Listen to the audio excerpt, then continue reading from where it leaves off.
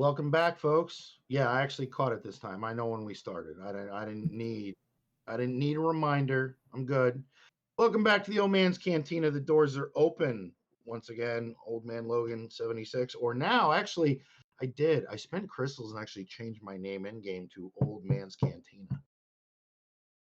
So it's not Old Man Logan 76 anymore. And that caused a bit of a shitstorm in Discord for fleets because I kept getting hit and everyone was like, "Who's this outsider?" And I forgot to tell him that I did that and wondered why I woke up one day and was like in the 50s. Anywho, I am also with the Immortal Kane as always and Bob and our guest this week, the one and only, the Conquest Queen, Celiac Sarah. Thank you for joining us. Thank you so much. How are you? And what is happening other than that handsome little man you got there? Thank you guys for inviting me. I'm pumped. This is great timing after Conquest ends. So, That's right, we do. And Conquest, we are definitely going to hit. But Kane, what happens to us every Tuesday? Every Tuesday we get a kit drop. We get something from CG. So who is it this week? Oh, it's Saw Gerrera. And once again, I mean, you guys get my live action on these kits. I have no idea what it says other than the picture that they drop when they reveal it. So I'm stoked and excited, and I know I'm gonna be very, very hyped when you're giving your hot take because you've been waiting on Saw for a while.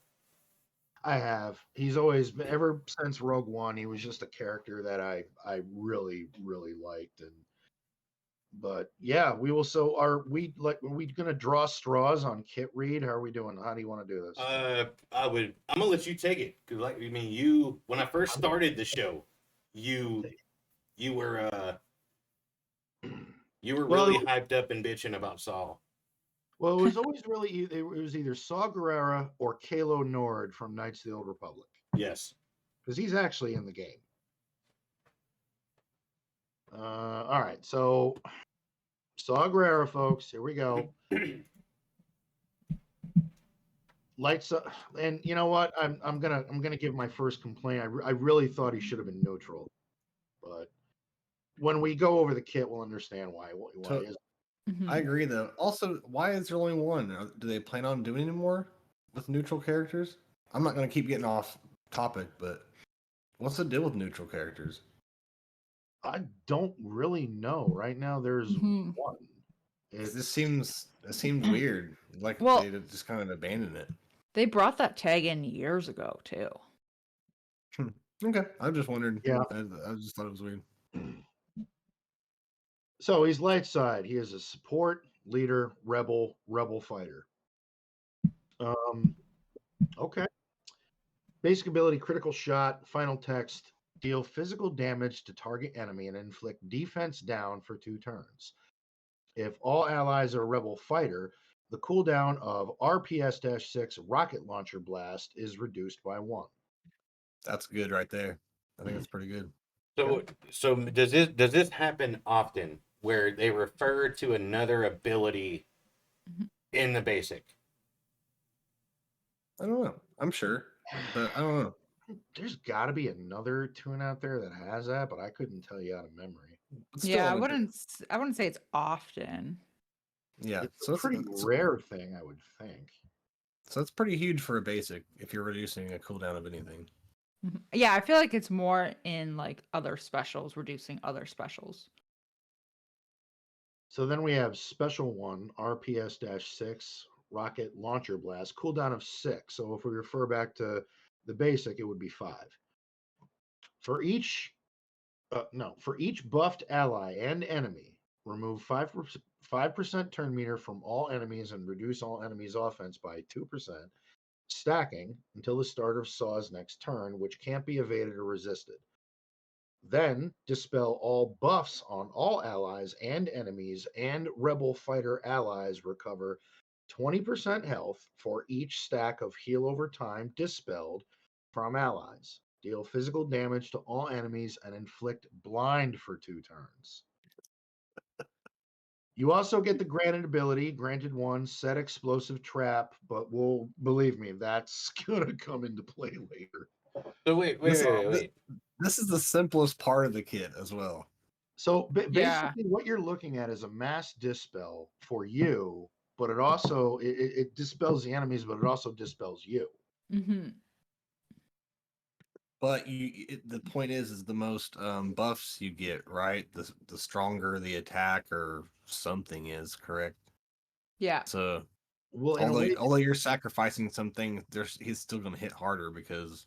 So not only do you want to stack buffs on yourself, but I don't know. but in a way, this team consumes buffs, and eventually we're going to see the kit that it's going to start to hit harder. Yeah. So the granted ability, granted one, set explosive trap, unlocks with leader. So I'm pretty sure what happens is when you fire this, yeah, you end up throwing that little stick of dynamite and limit one use per battle. So if I'm reading that right, you're using that once.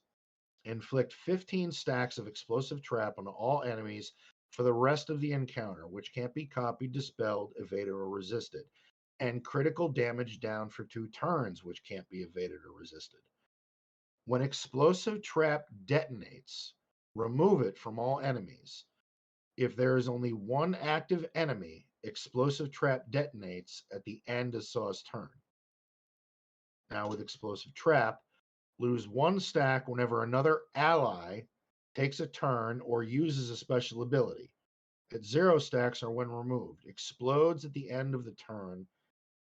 Allies that detonate it are stunned for 1 turn, which can't be evaded or resisted.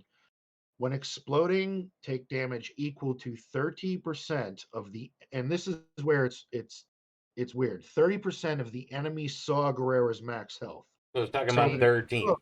you're going to take damage equal to 30% of his health, which can't be evaded, can't defeat this character, and gain burning and stagger for 4 turns, which can't be dispelled, evaded, or resisted. So maybe I'm reading that wrong. Hmm. Because to me, that sounds like that's from the enemy's perspective. That is It from is. the enemy's perspective. Okay. Yeah. The whole explosive trap explanation Yeah. is from, like, if you were troopers, basically, Yeah. or whoever. But I thought it was the enemy that's taken 30% damage of Saul Gerrera's health. If that's the Yeah. case, It is. not your allies. Is it just that one, or is it their entire squad? I think it's just that one because it says when exploding. So theoretically, you could have whichever, say it's a trooper team and it's Veers that explodes first. He could be the one that explodes the trap, and he's gonna take the damage. How are the allies making them explode? By You taking turns. lose, yeah. I'm sorry, what was that? By taking turns. So, Oh. if we're fighting each other and I Ooh. throw one at you, the more turns you take, the more numbers are going to tick down on it till it blows up. Sarah, So- is this a mass stun? I actually have a question now because you know how okay, let's bring it to Conquest. You know how in Conquest the troopers revive how like 3-4 times, whatever it Yes. is. They just keep Yeah. you have to but when you kill Veers, it also knocks a stack off of the ends, right? Like, is this the same idea where if Dark Trooper takes a turn, he is knocking a stack of explosive trap off of all of the troop, not just himself? Because it's whenever another ally takes a turn or uses a special ability. That's what I'm also curious about with Merciless Massacre when Vader just goes Drac and hits everybody. How many stacks is that going to take off? Yeah. Yeah, good point. But then it says another ally takes a turn. So I'm thinking if it's like Veers using his special, nothing would happen to Veers, but the other 4 troopers would lose a stack. That's if thinking. it affects the entire squad. That's why it's worded like it would affect the entire squad, right? See, that's what my question was. If Because if you look at it, whenever the animation, when you look at the animation, look how big that circle is on the probe droid. That looks But like it's, it would affect the entire squad. Right. But but does it's it also own? just one. It's also just one character there, so maybe that's telling you that it's for one character. But it does say allies that detonated Okay. guns, so there's plural there. So there's got to be a mass effect in there. It's somewhere. got to be because it also clarifies if there's only one active enemy that the trap detonates at the end of Saw's turn, which makes sense because if you only have one enemy, there's no one on that team to lower the stacks because there's no other enemy allies, right? Yeah. Yeah. Oh, yeah. So yeah, This is confusing. I mean, I would take that as it's only going to affect one person, but the radius of it is so big so that it covers everybody for their attacks in turns. Mhm. Well, Oh no, Crafting Way says it says everyone gets the stacks. When a person takes a turn or uses a Mhm. special, everyone else's stacks go down. So it should end up exploding on everyone. Theoretically. Yeah. yeah. Unless you like it, but it doesn't say like.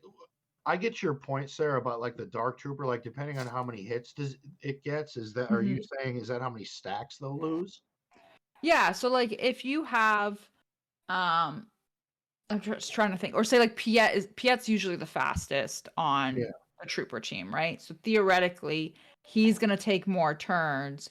So I mean, he's not gonna loop your own team, but he could theoretically be the last trooper standing and have 2 traps left on him when everyone else is down to 1, and those 4 would explode, and he would just be sitting there Yeah. at the end by himself. Yeah, the same with Ezra Bridger's multi attacks. Yeah. He pulls 4 or 5 attacks off. I mean, there's 4 or 5 stacks on the whole squad. All right. Well, it's about to get stranger. So, unique 1, adapt and survive. This one you need a Zeta. Final text. And this is where it starts to get really interesting. Saw Gerrera gains 30% max health. If all allies are rebel fighter, the start of battle, the first time each non-tank ally falls below 50% health, they dispel all debuffs on themselves and gain 3 stacks of heal over time for 2 turns and stealth until they're healed to full health. When this stealth expires, they recover 100% protection and gain 30% critical damage and offense for 3 turns. Now, the second paragraph. If all allies are rebel fighter at the start of battle, the first time a tank ally falls below 50% health, they dispel all debuffs on themselves and gain 3 stacks of heal over time for 2 turns and critical hit immunity, defense up, and taunt until they're healed to full health. When this taunt expires, they recover 100% protection and gain 25% critical avoidance and defense for the rest of the encounter. So, Dude, Biggs just turned into a house. well, you go back to that previous ability with that mass dispel, and yeah, you may be dispelling heal over times on your team, but look at the benefit it's giving you. Yeah. And this is going to happen often because even Chirrut Imwe applies health over time and tenacity up. And True's pretty good alone because he can cleanse your team, and he just puts so many heal over times out there. So you know, it's just because of stats and power creep that he's not very good anymore. But I'm glad they're coming back. This is gonna be fun. The interesting thing is it's below 50%. So theoretically, and the odds of this happening, whatever they may be, but you could be sitting at 45% health.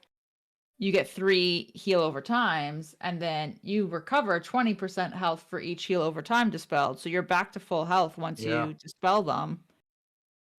And then at the start of every turn, no, we haven't hit that yet. My bad. Sorry. Spoiler. All right. So, leader, freedom isn't free. Zeta and an Omicron. So with everything that we've read so far, we know that lots of heal over times are going out, and if they're dispelled, it benefits the team. So with the leader, final text: Saw Gerrera gains 30% max health. So if we also read it, the last one, that's now 60. Wow. So now, basically, Saw Gerrera is at 60% max health. If all allies are a rebel fighter at the start of battle, allies have plus 30% critical damage while they have full health, plus 30% defense, and plus 10 speed while they don't have full health, and 5 plus speed stacking, max 50, for each stack of heal over time on them. And Saw gains the granted ability Set Explosive Trap. Now, can we all do a little trip down memory lane and remember Wedge's kit and speed manipulation with his unique? Yeah. What is this going to do for that team? Oh Because man. not at full health, if I remember Wedge's kit correctly, you got like an extra 15 speed per rebel ally. I'm about to look it up. I'm looking it up right now. So what this is doing, this is giving Biggs and Wedge a permanent home on a squad. Because right now, I mean, I know they float. Wedge has plus 12 offense and plus 9 speed for each ally with full health, and plus 15 speed for each ally without full health, including defeated allies. If Biggs Darklighter is present, he also gains these bonuses. So they're going to be Biggs and Wedge fast. are going to be working in tandem very quickly. Yeah. Very quickly. Dude, this kit just got real interesting. I love how they are bringing old benched characters back into the game. This is exciting. Yep. And like Wedge and Biggs are geared for a lot of players. They're just sitting there. Yes. They are. Yep. I have both of them relic. I mean, they're both pilots. They're both tones that you should have in relic at some point. And guess who, just for fun, R5 Bays a couple weeks ago? You said that. So I know I'm going to keep reminding you. I know my base isn't relic, but for some reason I don't remember why my Chirrut Imwe is relic 5. I don't. So chat is saying that their base speed is only like 130. Even with 60 speed, they're not going to be too fast. But that's before you average in every single one of these characters. Mm-hmm. No, they're not fast characters, but you add these bonuses in and they're going to hustle. They're going to move. Yeah. This is going to get dirty. I like it. All right. So I just did unique 1, right? Now I got to do leader. Or did I just do that? Did I do? You read the first paragraph of the leader. Okay. So I got to do this. All right. At the start of the encounter, Saw gains speed up for 1 turn, and all allies above 10% health lose 10% health, gain critical damage up for 1 turn, and gain 2 stacks of heal over time for 1 turn. At the end of Saw's turn, all allies above 15% health lose 15% health and gain 2 stacks of heal over time for 1 turn. Whenever a buff expires on an ally, they gain tenacity up for 1 turn and an additional bonus depending on their role, limit once until the start of their next turn, excludes revived allies. Whenever an ally recovers health, all allies gain 1% max health and offense, stacking max 100% for the rest of the encounter. Attackers will gain offense up for 2 turns. Tanks will taunt for 2 turns. Supports or healers reduce cooldowns by 1 and gain 25% turn meter. Big. Yikes. Big. And set explosive trap. Limit limit 1 use per battle. And it's the inflict 15 stacks of explosive trap on all enemies for the rest of the encounter, which can't be copied, dispelled, evaded, or resisted. And crit damage down for 2 turns, which can't be evaded or resisted when explosive trap detonates. Yeah, so we covered all that. But so this is a crazy thing. By the time that detonates, your allies will have recovered health a bunch of times, that Saw's max health will have gone up, that 30% is going to hit even harder. Yeah, and it's what's also bizarre and unique about this kit is that you're gaining health, but also on turns you're losing health to keep you at that threshold to keep heal over times happening for you to dispel them to gain more health and to keep it going. And meanwhile, Biggs and Wedge are just going to be shooting the hell out of you. So I'm just gonna chime in just after that. Bob, you're not allowed to use this team. I'm now going to go for Cal Kestis. You are 100% the definition of what not to do, and this team you can't do. I can't. Yeah, that's true, man. No matter what you do, it's going to be the right thing to do. Yep. Yeah, I'm excited about it, man. I'm focused on the Sith ship though. Do you guys want to hear this Omicron for Grand Arena? Yeah. Oh yeah. I forgot that was there. Yeah, I forgot about that. Yeah. Yeah. There's more. Sorry, I just saw the first line. So while in Grand Arenas and all allies are rebel fighter, the start of battle, Saw gains another 30% max health, so now we're up to 90. Mm-hmm. Whenever Saw uses said explosive trap, he takes a bonus turn and increases enemies by 1. All right, I feel like a used car salesman. At the start of each ally's turn, inflict defense down on the weakest enemy until the end of that turn, which can't be resisted.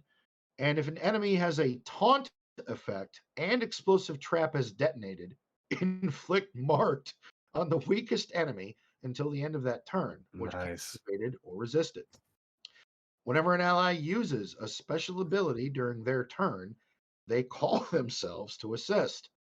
Whenever a buff expires, gain 3 stacks of heal over time for 1 turn, limit once until the start of their next turn. Ouch. Dad? Ouch. It's, oh man, I mean, ouch. That's broke. I'm not going to say, you know what? Treya will still take this. It's very interesting. Like they're doing a lot of different stuff with their kits. Yeah, and I gotta commend them for that because the last three or 4 characters have been really cool.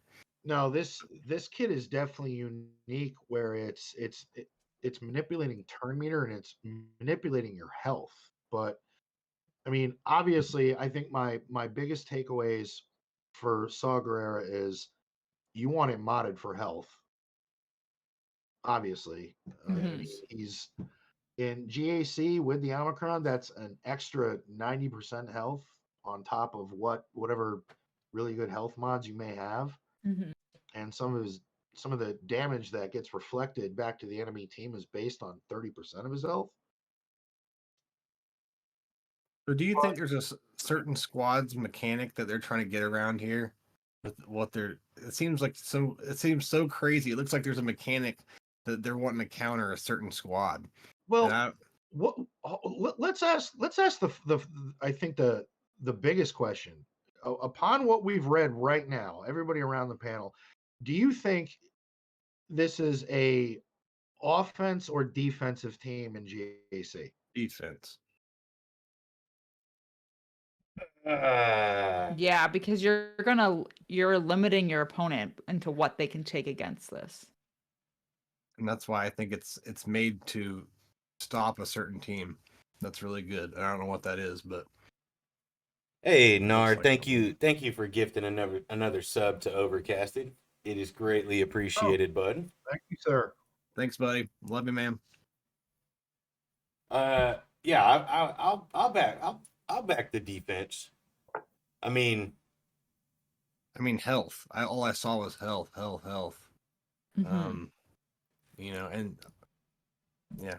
Can we? It just seems like a Mon Mothma 3.0, and I just feel like those teams are good on defense. My only concern, and I may have to agree with you, because my only concern about this team is what's the speed potential on this? Mm-hmm. And you are the team is gaining health, heal over time, lots of cleanses, replenishing health. So maybe this is another team, because CG's been doing this a lot lately, where it doesn't really matter if you go first. Like look at Sear and Cal Kestis. You don't want to go first. So maybe this is another really good example of that. I mean, with all the cooldowns and you are getting some turn meter in the kit, I doubt you need to be too fast. I would only, and I only bring this up, I would only use this team for offense because of the second ability. You're dealing Saul's second ability, you're dealing damage to all enemies and you're inflicting blind for 2 turns. With those speed boost, I mean, you could deal some massive damage to people in 2 turns. You can. Yeah, And fair thing. Who's not to say some crazy stuff the theory crafters come up with too, that we're not even thinking about? I bet you'll see something that's outside of this team. Now, I agree. I agree with a lot of things in chat though. Like, they're saying like, Logan, you said that you said Treya will still take this team as a hard counter, right?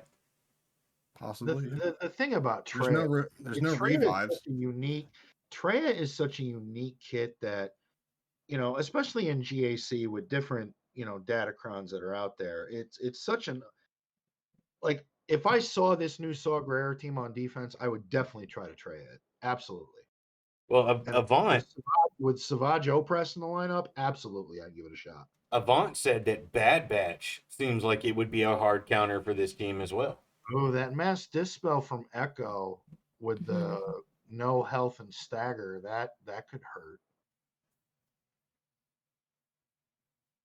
But that's not ability block, and you have 2 tunes that can do a mass dispel in this team. You've got Saw and you've got True and Imwe. Yeah. So the Echo may get it off, but it's going to get dispelled. And then you're actually, if I remember the kit correctly, even if debuffs the enemy put on you, if those are dispelled, you get benefits from those too. This is random, but that animation is pretty cool, actually. But honestly, I think if Treya can isolate Saw and somehow get around the Baze Malbus taunt, that team can be had by Treya. But that's a problem, because also with the kit, and also I thought about this, I swear to God, I knew there was an ability Baze Malbus had that was going to fit really well with this kit, and that's his Fierce Reprisal. Deal physical damage to target enemy and dispel all buffs on them. For each buff dispelled, inflict the opposite debuff, if any, for 2 turns. And then he taunts like crazy, so he's got a dispel on an ability. He has an AoE that is a mass dispel. Yeah. So if Bad Batch does it, then yeah. Non-tanks fall below 50% health. They dispel all debuffs on themselves, gain heal over time, and stealth. If it's tanks, they gain 3 stacks of heal over time and crit hit immunity, defense up. So I mean, yeah, if Bad Batch comes at them and drops that health and doesn't kill them, all you're doing is making the team stronger. So well, that's a good call. Yeah. No, it is. But as always, we won't know anything until it comes out. So, how feasible? I think the last question for this too, and then we'll move on to Conquest, is any low star viability? Is this somebody that, early mid game players should even consider right now, or no? Keep working on what you're working. I think so. Yeah, I would. I think there's some kind of viability there underneath 7-star. 11, gear 11 plus.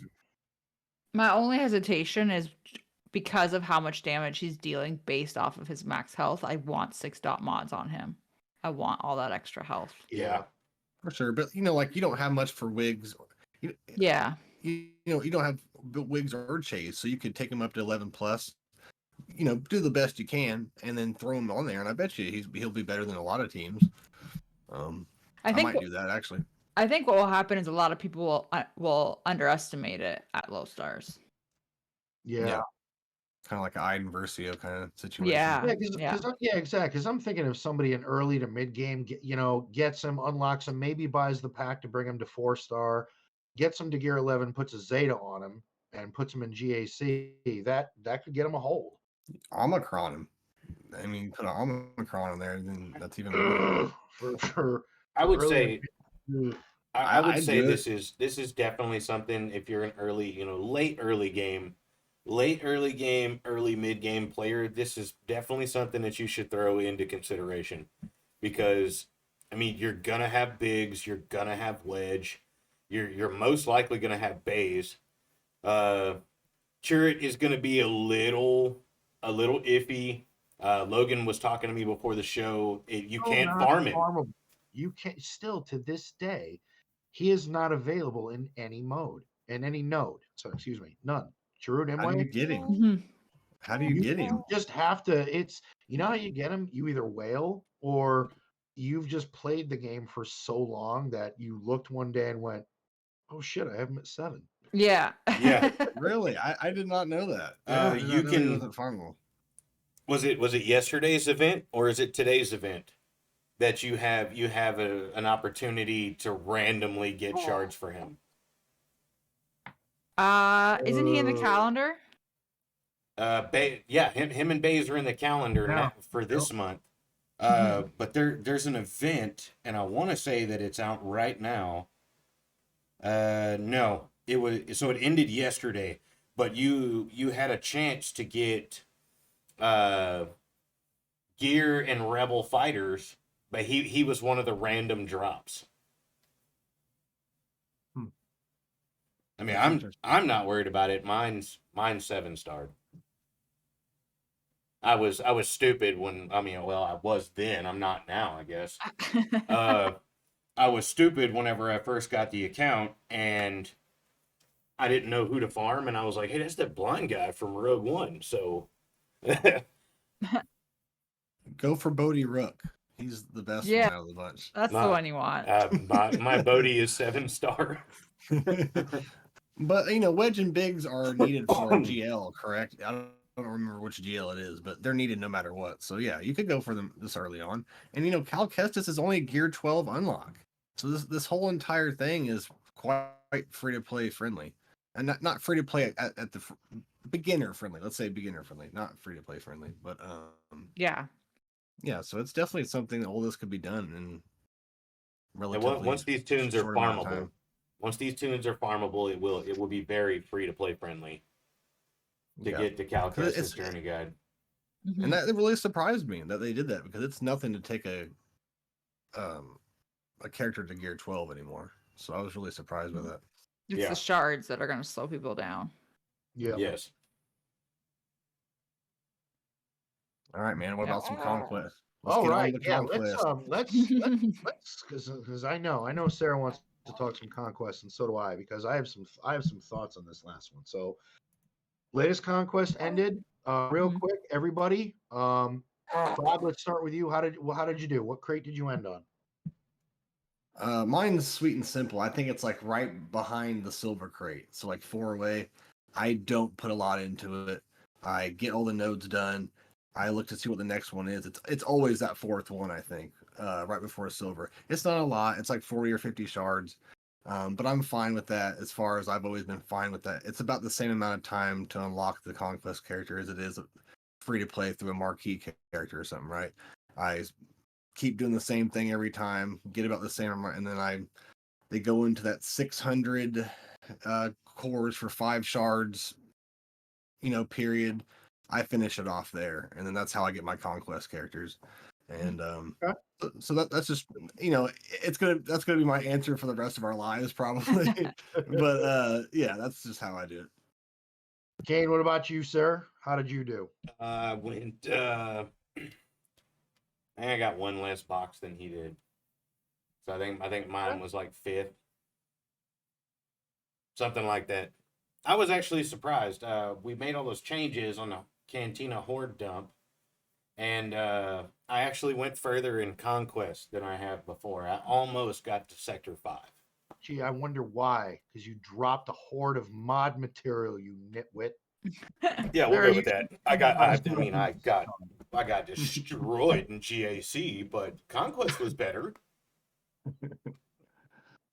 You're still at that weird point in GAC, man, where you're hitting accounts with 4 legends to your 1 or 2. It's You gotta have like rough. 3 They're geos. usually the guys I beat.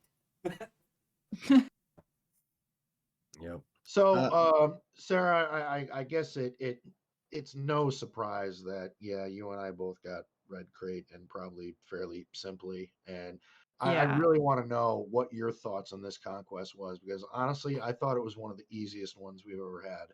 So I actually went back and I took some notes, and I Oh, did sweet. some. Okay. I was prepping because no one ever believes me when I'm like, ship reward conquests are less grindy and easier than other conquests. So I went back, and I went as far back as volume 4. So this was when Dad Bod Boba was the reward. So fairly far. The only ones we're missing are Razor Crest, Cat, and Maul. But when a ship is the reward, the total win battles that you need to do. So like the global win 40 battles with this team, and the sectors win 14 with this, and all of that.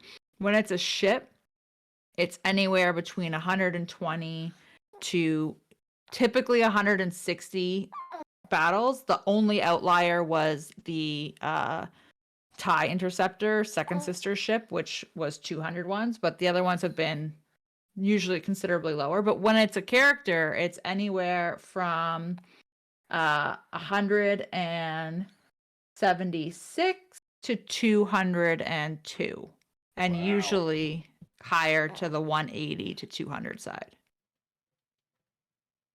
So it's not in our heads that ship conquests they seem less grindy. Just So, what It's, I mean, it's what do you guys? it's the momentum and it's all the newer stuff that I can't keep up with. I'm working towards it, but for players like me, I can't get there yet, with the Tuscans and everything. And so by the time I get there, all that stuff's going to be in the wayside, and it's going to be the new, so So debuff. That's Yeah. the problems I had with them. everybody as was far saying as- stuff about the Tuscans, Bob, and the momentum challenge that you have to do. It's somebody was in Discord talking about you can get it done with the Ewoks. But Yeah. I don't remember the Ewoks getting that many stacks of momentum though. It's all about enemies gaining turn meter. So if you go against Ewoks, troopers, teams where they're gaining turn meter and taking turns, you gain more momentum. So you get it done way faster against those teams versus like I don't know. Phoenix probably would do it too, but And you do it against Ewoks or with the Ewoks? Okay. against Ewoks, and and you just how- lose. Like you just Okay. like I did that momentum feat, and I did not win a single Tuscan battle in that sector just because mine aren't geared that high. Not enough, at Gotcha. least. Yeah, that's And the you thing. just lose. Yeah, you don't have to win the battle. Hmm You just gotta get the stacks. Yeah. Like I Wait. threw I think the cheese I threw in Jedi Master Luke and some Tuscans and just and Dad Bod Boba, and just gained momentum that way. And it was Okay. I just wanted the team to survive long enough Yeah. to keep Maybe. gaining stats. You don't even need a Zeta. I saw a lot of people saying you need the Zeta on Chieftain, and you do not need it. Okay. So I have plenty of it. I don't know if they're going to do that. I guess we have one more conquest, correct? After this We'll one? have 2 more. This was the first. Oh, Yeah, this we was have the 2 first. more Okay. for this ship. Yeah, for this. All right. Well, I might try a little hard. Every time we talk to Sarah, I was like, yeah, I'll try harder. And then when it comes around, I'm like, no. Well, that was that was the one thing I actually wanted to ask you, sir, is that yeah, this seems less grindy and easier, but Mhm. some of the feats are definitely you have to be involved in the latest and greatest that CG is throwing out at you to really compete in this. Like the Seer Cal Kestis feat, Tuscans, having Night Sisters where Marin has to survive. There's But Night Sisters, like that one, so many people were complaining to me about that, and I'm like, guys, you also need Daka on that team, and she can revive Marin. Like, you just gotta time it right. Don't go in and auto. see, she's got it down. Look at that. Use Talzin lead to give you an extra safety net there. I just need I'm to gonna be watching stop. more YouTube. I'm gonna stop asking. I'm gonna stop asking Logan for advice on Conquest. I am. I feel I'm being trained wrong as I'm being trained wrong as a joke. Like, so I did it. I did it on, and Professor X has a few of these characters at Relics. So I mean, you can't use him as the lowest barometer, so to speak. But like the Tuscan wins, he only has one Tuscan at Relics, and I got the 20 wins with that. And you know, the Night Sisters, Marin's gear 8, and she can survive against the Datacron node. So it's not even like you're wasting your energy on a node that you're not getting anything of value on. You can do it on the Datacron node. I actually got to the red crate and I didn't have to do that one. The Night Sister. Yeah. Or the Tuscan, the global. There were 2 globals I was able to miss, but I got the rest because the bosses in the sectors, I didn't feel that was that difficult. No. I think the one that gave the most people the trouble was Ray in Sector 5. Yeah. When Yeah. Now, wasn't there some controversy with some text that was worded differently? Yeah. And that's just classic. There's always going to be something that, for some reason, CG doesn't check when they actually change things. Right. And when was somebody to gonna their tell credit, me? to their credit, they did put out a post about it on the forums saying that it was sectors 1, 3, and 5. I believe 1, 3, and 5. The boss had the win with no GL feat, and that was actually no Jedi, Sith, and unaligned Force users, which is why Jabba could work, but none of the other GLs could. Yeah, there was that because I took advantage of that. I'm not gonna lie. Yeah, most I people exploited do. the hell out of that. I'm sorry. When was somebody gonna tell me that you don't have to win the battle to get the feats? I've told you this. No, dude. all you've Yeah. ever told me about anything from Conquest that I could do was I could get the Datacrons, and I didn't have to have the specific people for the effects to still work. I know I've mentioned that to you because when I first started starring up my Inquisitors, I complained to you about those damn conquest feats and getting purged and how it would be a grind because they're not Mhm. up there yet. And as long as you don't have to win the fight. A debuff is a debuff. It counts. Yeah. I told you this. Unless it says like evade however many times in battles you won. That's what you get. That's what you get right there.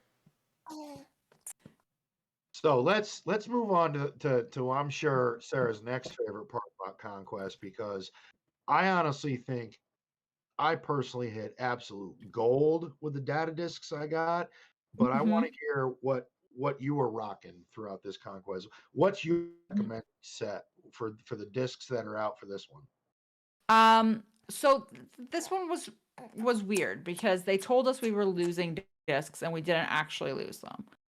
So that's the first complaint that I have. But so what I tried to do was use discs that were supposed to be there, not the ones that they were supposed to be taking away. So I tried really hard not to use Zealous Ambition, for example, or Fortified or those ones. But I was using Volatile Accelerator, Amplify Agony, Caustic Emissions, Thermal Exhaust. I had one Zealous Ambition equipped on my own account. But yeah, those ones, first of all, they make the battle so much faster. Like the battle is over before it even starts. It really. Like, Your there were so... Inquisitors just mow down everything. Oh man, can I just like I don't mean to I realize this is like a very like privileged thing that I'm about to say, but going in with Reva lead and immediately they're all just at like low red health right from the start. Reva? Yeah. Oh. I just take seeing all the purge and they all get debuffed and take the and then you just AoE and they're all dead and you're like, thank you. I will take my Datacron materials and move on. I am 2 events away, including the one we're on. It's mighty nice. It's mighty nice of your Reva owners and users. Come down here and just chill out with us common folk.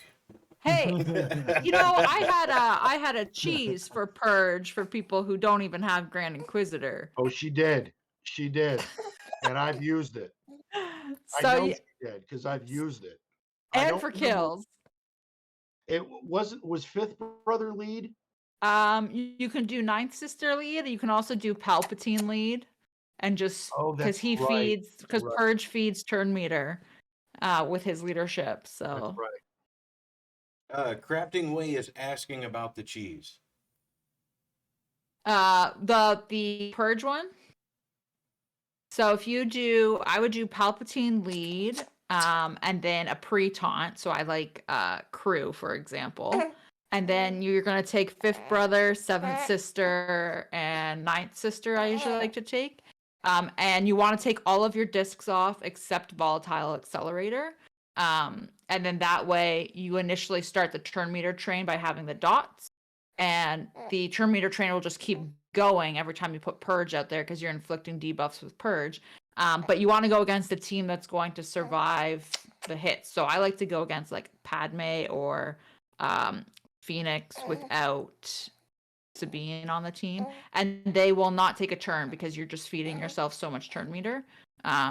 Sometimes I think I made it to like 40 seconds left in the fight before they take a turn. And wow, you just are feeding yourself so much turn meter and pumping out Purge. But you want to have Ninth Sister to dispel the Purge, because usually if you're going against Padme, you're probably putting it on General Kenobi because he's taunting, and you need to dispel it and then put more back on, get around the taunt, etc. I have a question. Yes. About this is more of a Datacron question than but I farmed out my first R9 Datacron through Conquest, Mm-hmm. and I got the Mara Jade Datacron. Do you guys like that Datacron? Yeah. Yes, Oh we do. God, yes. We do. Okay. All right. Yeah. And I put RJ to Relic 7 because of that Datacron. Yeah, I'm gonna be doing it too. well, I'm doing the same. I'm taking Vices to 5 and then her to 7 so I can use them on my Star Killer. Okay, I just wanted to make sure it wasn't like. Yeah, that's a good one. Yeah, and I've been wanting to take her to R7 anyway, so that's my first Datacron that I'm doing that for. And Bob, I'm glad you brought that up, but not to get too sidetracked, but I did this set of Datacrons. I not only brought Mara Jade to 7, but I brought Ahsoka Tano Fulcrum to 7 because of that Datacron. So I got that one right. But I have Cal Kestis and Seer both at Relic 7 in 3s. And it's paid off because I've had 2 opponents use Jedi Master Kenobi to deal with it. So to me, it's a win. Man. I feel so bad. I feel so bad. I didn't get I did not get a single Datacron this Conquest. What? Like the cube? Didn't you say that last time? 0. You went 13 days and you didn't mercilessly kill bounty hunters over. I was still advancing. I was still advancing through Conquest, and like I told you, I usually wait till I hit a wall because I can't really spare the energy if I want to go high crate, or at least attempt to finish it for once. Are you doing refreshes? Yeah. Well, he's free to play, so I don't. I do, but I don't. I didn't this conquest, and I didn't last conquest. I'm trying to hoard crystals so that I can up my executor. And I didn't have the crystals because I spent them so that I could 7-star my gas. Oh man, He okay. got tired of not having his gas. I did. I got tired of not having my gas, and I've been sitting on gas trying to get him to 7 stars for about 4 months now. Bob, weren't you there when we went through his roster and asked Kane why his head up was up his ass and he didn't pass the 7-star yet? Yeah, just sitting there like, did you even have mods on him? I felt like we said use him in his Grand Arena, and he said he didn't have any mods on him. Well, Sarah, we do have to give Kane a little bit of slack. He hasn't been playing for very long. But when we did really look at the account and notice that he's not 7-star, but was sitting on 4 Zetas, we just went, "Good God, man, what are you doing?" 8 Zetas. Gas only takes 4. No, gas was done. I already had all Gas's Zetas. I'm still sitting on 8 Zetas right now. Uh-oh. Sorry. Oh no, you're fine. You're fine. I did have I have to sidetrack because I want to ask, and I'm sure everybody else wants to know as well. Oh yes, please go. Yep. How is it? How's what? How's Being a mom. being a mom? Oh, it is very different. I think I'm good with the sleep deprivation. I'm good at running on no sleep. But it is definitely an adjustment. Enjoy the first couple of years. Those are really fun. Then it goes left, and it goes real bad for about a decade. Then it gets fun again. Then it gets fun again, and then they finally move out. And whenever they move out, it's just a matter of time before they come back in, and it's another decade worth of bad stuff. Look, let's not rush things. Sarah is still at the stage of how does something so vile come out of something so beautiful? Oh man. Yeah, we're still working on the diapers. Yeah, we're still the diapers, let me tell you. Oh man. Well, I do want to say congrats. This is the first time that I've got to talk to you since you had the baby. Congrats. Very happy for y'all, and wish only the best. Thanks. Absolutely. He's good. He just gets a little fussy at nighttime. Babies do. They do. Yeah, He's got a nice little full head of hair there too. He's got some He hair. does. He hasn't lost it yet. You know? He saw Bob. That's why he got fuzzy. Yeah, I'm kind of scary. Real quick, I wanted to compare notes with Sarah because I thought the data discs that I got were fairly interesting. And I've mentioned this to you before because it's one of my favorites. I got Deadly Catalyst. Oh yeah, I got that one too. Did you? And I didn't even use it. Are you really? I'm dead serious. I didn't even use it. I actually combined that with Volatile Accelerator, Amplify Agony, a Ruthless Swiftness, a Ruthless Offense, and I just chewed through everything. Yeah. Because hitting under protection, then you get the Ruthless Offense, Ruthless Swiftness, then combined with Amplify Agony and Volatile Accelerator, it was just...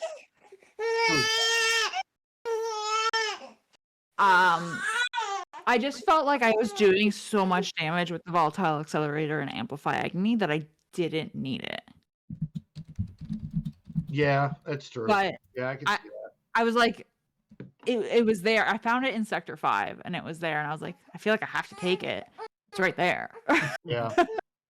Yeah, same with me. I had a lot of good ones from the get-go, so I got a lot of better ones, but they were too late, so there was no need for me to... I didn't want to waste my energy changing them when I didn't need to either. No, I was about to say, if you had to get up and take care of a little one, we would totally understand. He's been handed off. He got the head. Uh, but moving forward with this conquest, especially for people like Kane, who's trying to get farther Mhm. to create more. Do you think he should maybe take the foot off the gas a little bit and do a little bit more Datacron farming that he didn't get any, or should he keep doing what he's doing? Well, so I'm curious because you're focused on going as far into the sectors as you can, which is good because you'll get more discs. Yes. Um, but I'm curious, like, how many feats in the other sectors that you've already, like, if you made it to Sector 5, did you not complete because you were doing battles trying to get to Sector 5? A very, very good number of them I did not get to complete. So, like, to me, it would almost make more sense to finish those feats off instead. Because one, you'd be able to get some datacrons, but two, you'd probably go up a crate or two in rewards, if you're getting those feats done as well. The best crate that I've ever gotten was, I believe, the one that Bob just got, and that's Okay. that's usually where I fluctuate, is between fourth and fifth crate, but it's because I'm only making it maybe to Sector 4, almost to the end of Sector 3, and I hit a wall. I just can't push past it. Right. This time, I hit Sector 4 like it was nothing.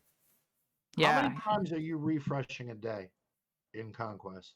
Well, before I started hoarding the crystals, I would, depending on my crystal income at the time, which was a lot lower, maybe 3 times throughout the entire 14 days of conquest. That's not bad. No, three times total throughout the Oh, whole total. Total. Yeah, my crystal income was not very much. Remember, I was fighting to stay in the top 50 with fleets to get crystals. You got to do at least probably 250 core refreshes, I'd say, a day to really. That's what I do. I mean, I don't know about Times them. I've refreshed to 200. Yeah, Where I don't are do that. you? Like, are you refreshing elsewhere in the game that's slowing you down, that's stopping you from refreshing in Conquest? Farming. Yeah. Because I usually, I mean, it depends too on like what the character is. But I usually tell people to reallocate the crystals if it's gonna make them get a higher crate in Conquest, especially to get the character. Because when you think about it, if you are going through and you're getting through the 6 conquests that they're in the crates and you still haven't unlocked, then you're spending crystals after the fact to unlock, or conquest currency, either or. And if you still haven't unlocked, then you're waiting for proving grounds and possibly refreshing and proving grounds. And in this case, like we know the Fury class is going to be needed for a capital ship. So you want this ship as soon as possible. You don't want to get stuck behind having to wait for it. I get that, and I agree. It's for low GP players like me. Why I say low, for early game players and early mid game players, it's rough because you can never really bank on your crystal income. Right. So in order to progress and get more and actually get that crystal income up, you have to invest in your roster, and that's what I've been doing a lot lately.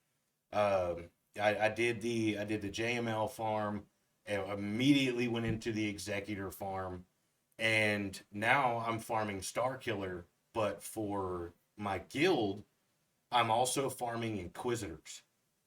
Yep. So I'm using my crystal refreshes to get all of my shards for my Inquisitors and my Starkiller team. So Uses are for assholes, buddy.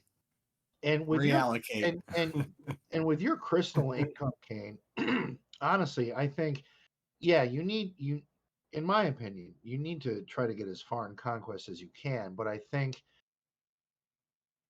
as successful as you have been in GAC, I know everybody has their bad matches, but as good at GAC as you've been, I think also investing in a little bit of datacrons throughout conquest would immensely help you, because the higher your odds are of winning in GAC, the higher your odds are of getting more of a crystal income so that you can do more things like that. So where I'm at in GAC, I don't see a lot of datacrons. and that's But the thing. And because this conquest, you like, how far are you from even having Darth Malgus at this point? I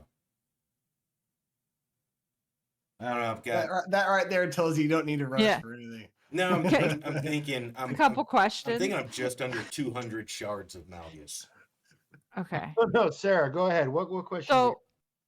So are you farming your Inquisitors and the shards for the Starkiller characters at the same time? The normal energy ones, because that's what majority of the Inquisitors take, and the only one that I have for Starkiller that takes it is Mara Jade. So I'm doing the refreshes to get my Inquisitors and Mara Jade done. Right. So the first thing I would do is I would pick one team, because you're spreading yourself across 2 farms, and it takes longer, and it's much more annoying. So I would just pick one team and go ham on that one team, and then do the other one after the fact. The second thing is you were talking about like investing in your roster. The first thing you want to invest in your roster is fleets. Correct. And we know that we have a capital ship coming. You have Jedi Master Luke. You can get gold crate in this conquest without Seer, without Cal. You can skip those feats. You can get gold. You can get red. Okay, I skipped win with Cal Kestis surviving, win with Seer surviving. I skipped the win with Malgus and Sith Assassin surviving on Professor X, just because the characters are they're just not geared on that roster, and I was like, I'm not gonna even fight this losing battle here. And you can get it, and then like that would be a huge boost to your roster, even if you don't get Leviathan, say the first month or the second month that the event comes around. If you got it the third month, like that's huge, because think of the opponents that you're facing now in GAC. They don't have datacrons. They probably also aren't going to have Leviathan. That's true. That's a hot take, Kane. I like that. Also, think how hard this ship's going to be to acquire. Yeah. For players that are new, or it's going to be a while before they even think about getting Malgus. And I mean, this is going to be, you're going to have to jump through a lot of hoops to get this as it is. So this is going to be one of the more rare things to achieve, because you have to go through so much. Like Proving Grounds only comes around maybe once a month. A month. Yeah. So and outrageous. CG threw everybody a bone in Sector 4 and gave us a Night Sister boss with zombie on it. It is so easy to farm some of those global feats on there with zombie there. You can get those Cal and Seer kills in if you have to do that feat. You can get your trooper kills in on that node. Like there's just so much that you can take advantage of right there. That's how I did the Cal feat. Just Jedi. You have Jedi Master Luke, Kane. Yeah. And low star shit gear. People were getting that one done. I took in a gear 1 Cal. 3-star gear 1 Cal. I did not optimize my discs, so full disclosure, I left like the volatile accelerator and amplify agony on there. I was like, I'm not going to swap it. I just want to test it. But even with not optimizing my discs, a gear 1 Cal got 12 kills on that zombie node. Wow. In one fight. Nice. So you're going to be able to get more if you take off those damage dealing discs, right? You can do it. You do have to do the refreshing though. That is the other caveat. Like Kane, for instance, plan when a new conquest hits, kind of plan it out. farm a little less each day. Like, instead of this many refreshes, you knock it down by one and put one more into conquest. Fair. The question, you can do it. Do you want to do it? Is the question. Yeah. That's the thing. Yeah, you can That's do I, it. I But can suffer through the same thing, man. I know how it goes. Damn you, Bob.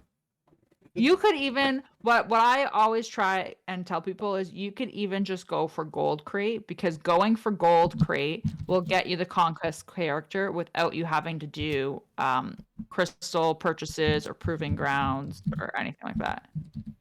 All right, Kane, you and me, man, we gotta go together, work together on this next one. All right, because like I said, Sarah gets me pumped and ready for it. But like, what is it? Like several weeks later, it comes around, and I'm like, well, I'm not excited for it anymore. So I'll just do my normal I'm routine. down. I'm down for that. What I've you never- you need sorry, to go do ahead. two things. One, before conquest starts, just rewatch this so you get pumped again. And two, just tag me the questions, because chances are, one, I've already been asked it and have thought of it already. Okay. But then you're not wasting your energy and your time, ready to throw your phone against the wall because you're not doing something efficiently or whatever, not understanding something properly. I mean, it is overwhelming. And Totally. sometimes I don't have time to go look it up, or I just don't think about it. Or usually I'm just like, I have my routine. I haven't red crated since the first iteration of it. So, but I do want to. I want to do it. So yeah, Kane, let's do it, man. Yeah, Do it next for Sarah. conquest. Next conquest. Me and Bones we're gonna red crate it. Yep, You can do it. we can do it, man. With Sarah's help. I'm gonna hold you both accountable. I'm gonna check in. Remind me to check in, because I forget everything now with mom brain. But Let's add some motivation though. Like there has to be repercussions if we I don't. like it. There has to be like a bet type of thing. If we don't do it, we have to You have to give something Rose Tico a Zeta. something like that. Yep. All right, Little Bones. Bones, if you don't red crate, you gotta cut your hair. Oh, Oh, I love my hair. Ouch. What about you? What do you have to do? I just got mine done today. It was way too long. I don't know. Ugh. If I don't red crate, Logan cuts his hair. No, Logan has to grow it out like a hippie.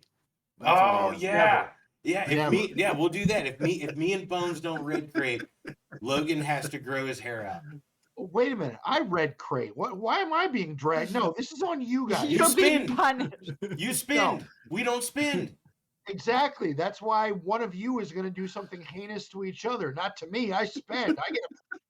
I paid for my pass. Sarah, Ink Mistress wanted to tell you how cute the baby is. If you ever need a babysitter, I can travel. Perfect. That is my wife. That's my wife. My mother-in-law might fight you for that job. Just gonna throw that out there. Oh, grandmas. Grandma Oh, is. She's on the Yeah. case. We're done having kids, and she loves babies. So Yeah. like just like she said, you ever need a babysitter, let her know, she'll travel. Perfect. Hey, I have 4 kids she can come watch. They're not cute. Bones, I've met you, and I've heard the horror stories. Yeah, they're like almost teenagers now. Good night. Well, before it gets too late into the show and Sarah has to leave, there was a topic I brought up in Discord that I thought was very interesting, and I want everybody's opinion on it before we go to the viewer questions. And that is, it doesn't happen very often, but I feel double drops is a very important opportunity for I people. love double drops. Yes, it is a very important opportunity that the game presents for you to really focus down on something that your roster may need. But as this game has evolved over the years, it's not just character shards, it's also gear, it's signal data, it's going for relic material, gear to convert into relic material. It spans so many different areas. So starting with our guest, Sarah, we have days of double drops. Mhm. with where your roster is, your main account, your bread and butter, you Riva owner, God bless you. That's outstanding. What are you gonna do for 4 days of double drops? Ooh, okay. So I would love it if Cal would be farmable, because if he goes farmable, I'm going ham there. Let me just say. He is a nice character. If He he is, goes farmable, like yeah, let's go. I've been enjoying using him. If he doesn't, my plan is to continue the farms that I'm currently doing. So right now I am farming Tuscan Chieftain. Warrior's almost done. I'm not going to spend the double drops on Warrior. I'm going to spend the double drops on the signal data instead. Just because that's what I'm going to need. And I think the opportunity, albeit a very slim opportunity, I'm sure, to get double Omicrons would be beautiful. Yeah, I'm Yeah. sure that will not happen, but you never know. it's definitely not going to happen if I don't try it. So that's what I'm going to do in Cantina. And then Tuscan Chieftain, I'm still farming the murder droids because I've been ignoring them really. The murder droids have been one of those farms for me that I've just kind of, I do it, and then if I need to focus on something else, I just kind of pause them and Well, focus that's on right. that. You don't have Afra yet, I do don't you? have Afra, Right, no. That's right. So, the other thing that I'm torn about is, oh man, this might bite me in the ass, but I am literally one relic level away from being done the requirements for Lord Vader. I just need to take Tarkin from 6 to 7, and then I can start that. And if Boys, that's what the does she case, do? I might be Boys, doing Hey. dark side only during double drops. Boys, I what does would she do? I would do that. I would do that day one double drops. Go ahead and get Right? the Rex out the way, and then you can focus on something else. So Can you get ultimate tickets? No. Double drop? No, No. that CG. No, CG's a little smarter than that. Mm-mm. Yeah. But then, so that might limit me dark side wise. And then it's honestly, it's gear for fleets, like that gear 12 gear. It's just nasty. Gear, Yeah. And I've been 12 is- hoarding. Oh, you and me both. They just made me spend a lot of mine. We made you spend material to beef up your mods. Good lord. You were an episode of Hoarders. We brought out 1-800-GOT-JUNK for you to upgrade some mods. Good night. Bob, what about you? What 4 days of double drops, man? Where is your account? And Well, what are you gonna do?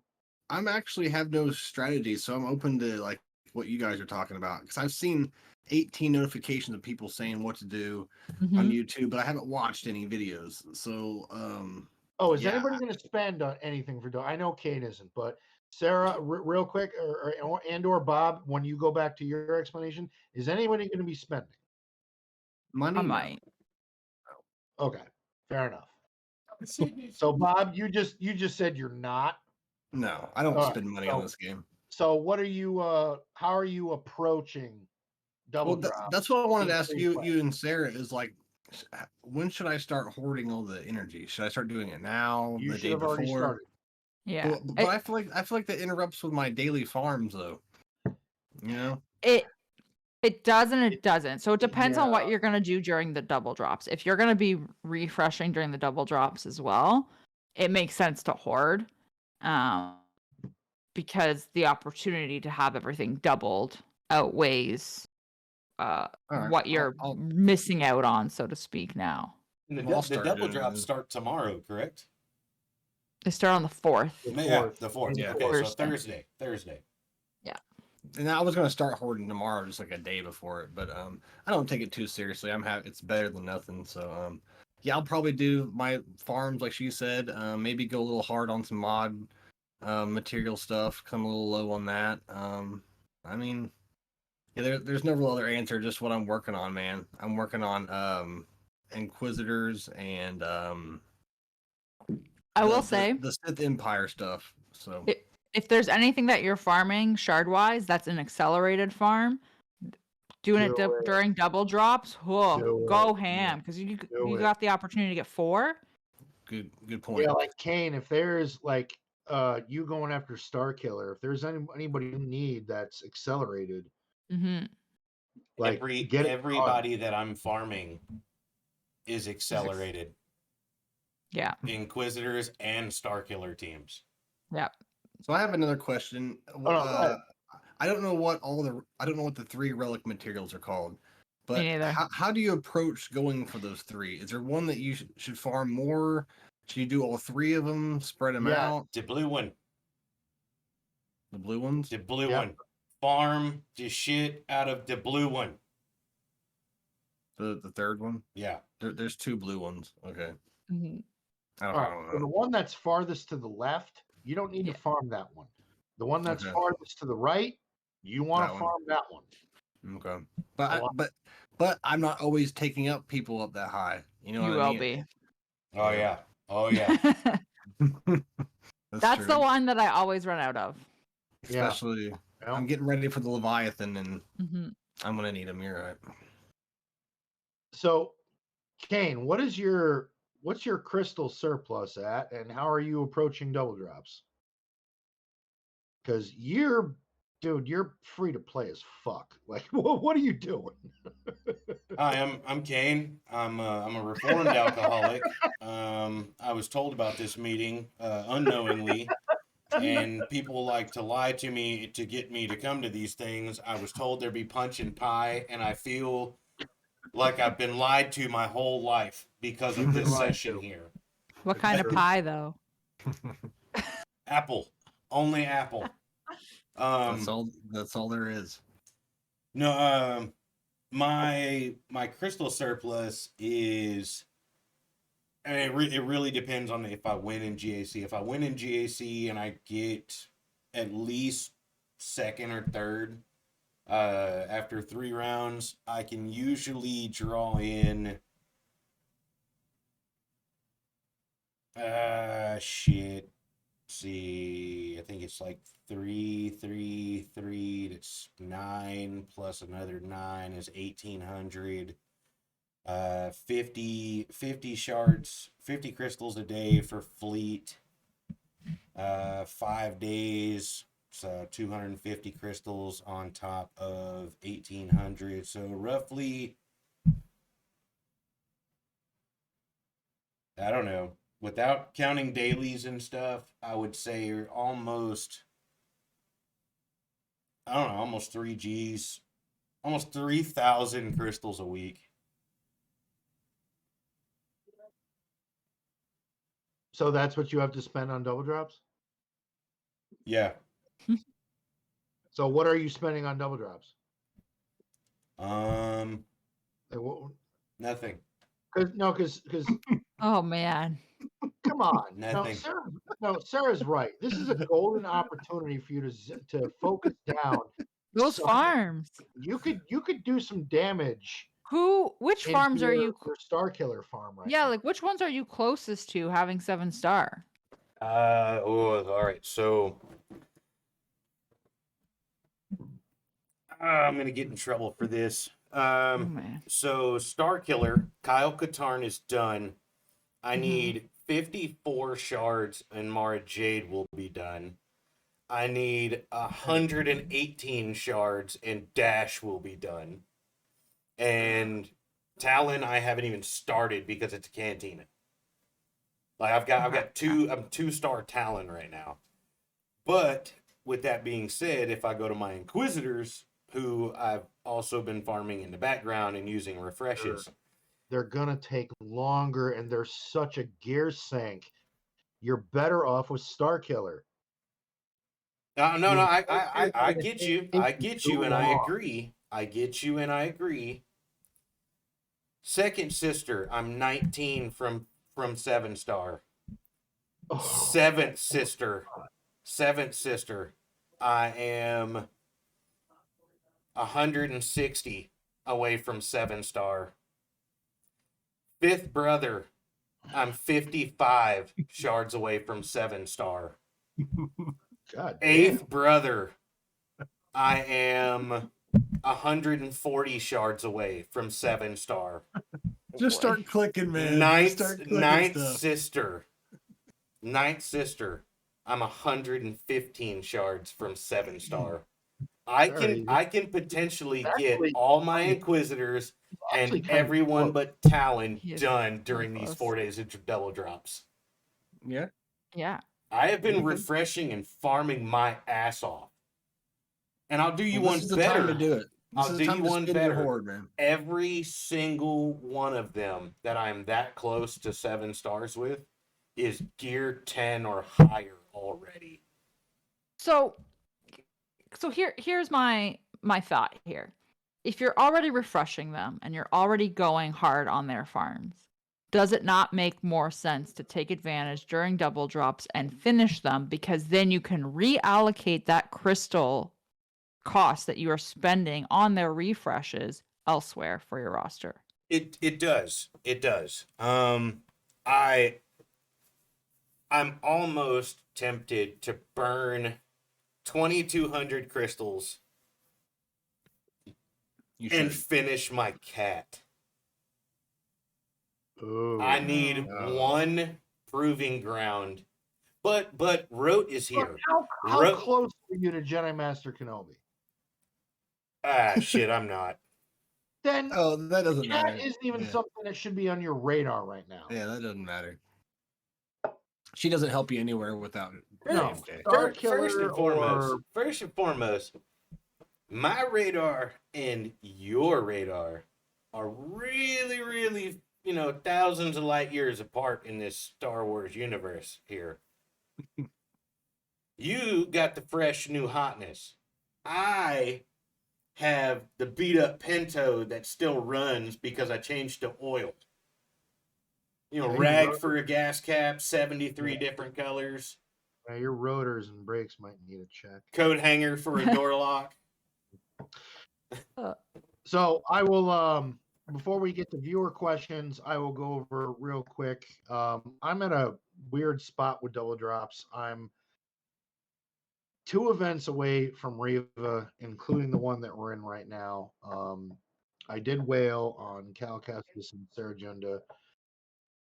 Really like Saul Gerrera, but I think for me, my entire focus on double drops is securing the material I need to bring Riva right to Relic 9. Yeah. That needs to be my primary focus. I have 2 Zetas, 2 Omicrons. I got a little bit more time, about a month. Get those numbers up. Take advantage of double drops.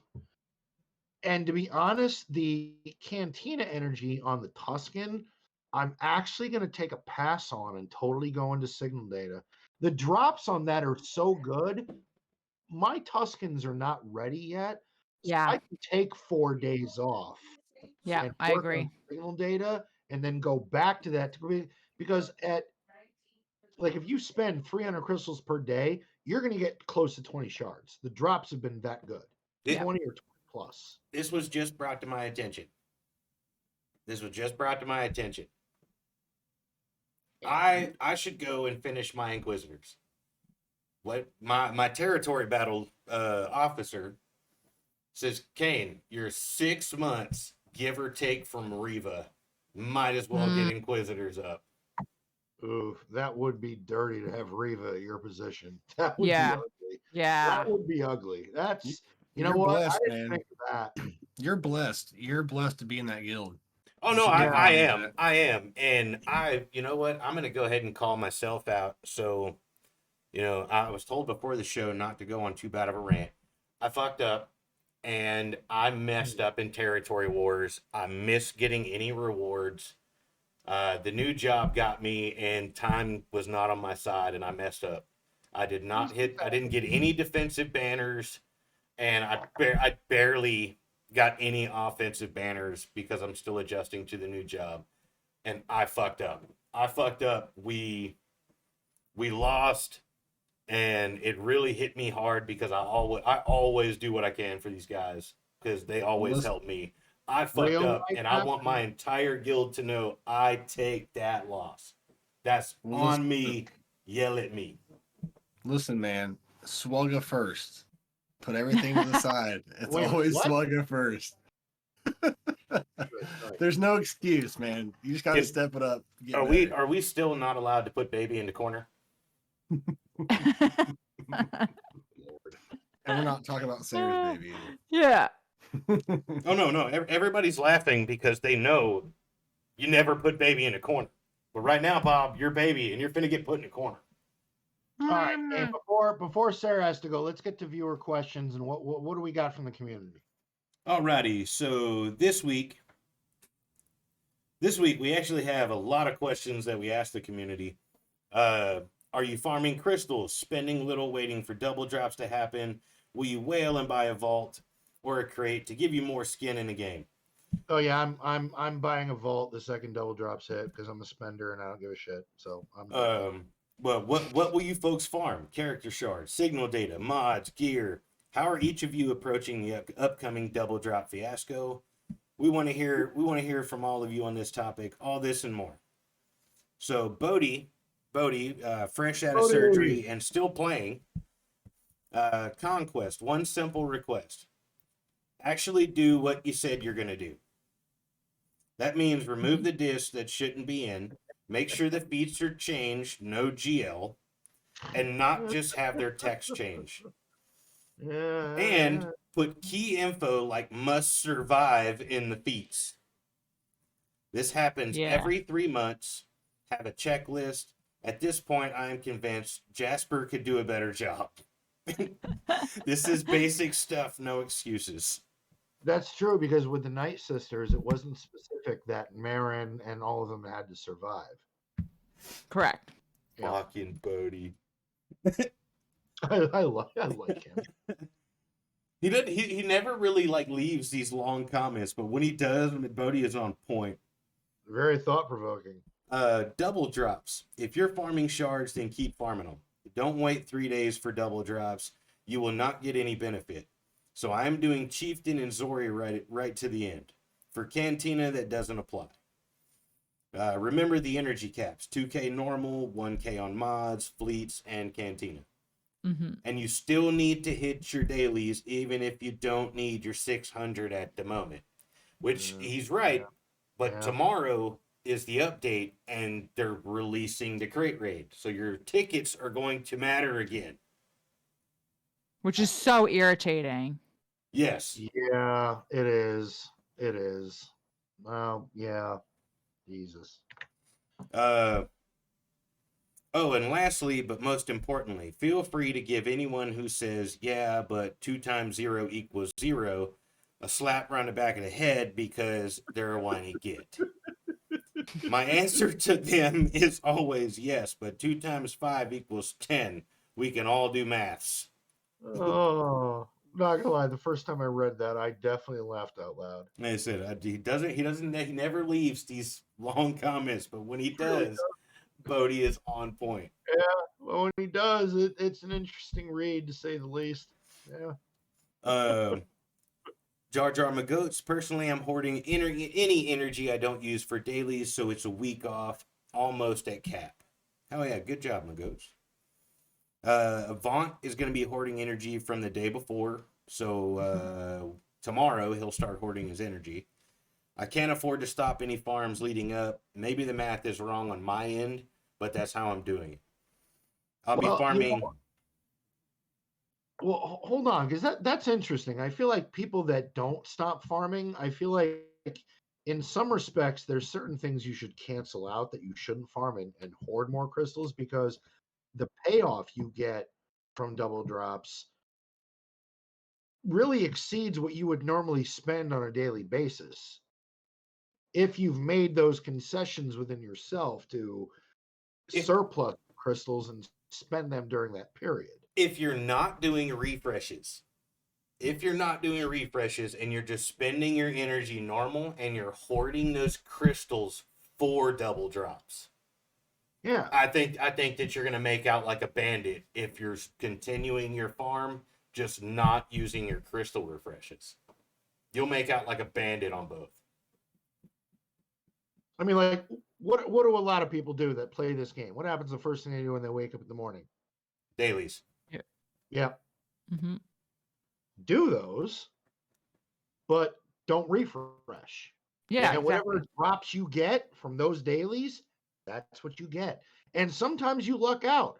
How many times have you hit a node 5 times and gotten 3 shards and go, oh shit, that's the start of a good day? Yeah, and then the whole rest of your day you don't get shit. Yeah, I know. That's how it works. Yeah. Avant says I'll be farming signal data pretty hard with lots of refreshes. I'm also going to finish farming my Tuscan Chieftain as well as Chirotex for Chirotex galore. I'll be building a horde of mod material, hoping to have a stash as big as Kane's when I'm done. That'll never happen. That took years and years of strategic planning that I never knew I was doing. And it took 30 minutes to spend it. We didn't even spend all of it. Well, you did get to a point where you couldn't upgrade some mods because you ran out of material. I ran out of one material. Well, it's always CG always gets you with that one. Hey, we were in the service, man. There's always one. There's always one. TK, if they have 20% bonus crystals, I'll get a vault and do some extra refreshes. I'll keep farming what I've been farming: character shards, signal data, mods, and gear. I didn't red crate in Conquest, but it was the easiest gold crate I've got. That's Hell yeah. bad. And last but not least, well, TK also says double drops in Cantina, signal data, or character. That's his question. It depends. If you're farming for a squad or going towards a GL and you need the character, do the character. Get the shit done. If you're farming for relic levels going towards a GL, go towards the signal data. If you're not farming either, get to signal data. I don't know. I honestly think even in double drops in Cantina, signal data trumps all. That's just my take. It's so I tempting. could finish 4 days of double drops. I could probably be very close, if not maybe finish Tuscan Warrior. But I don't feel like I need to.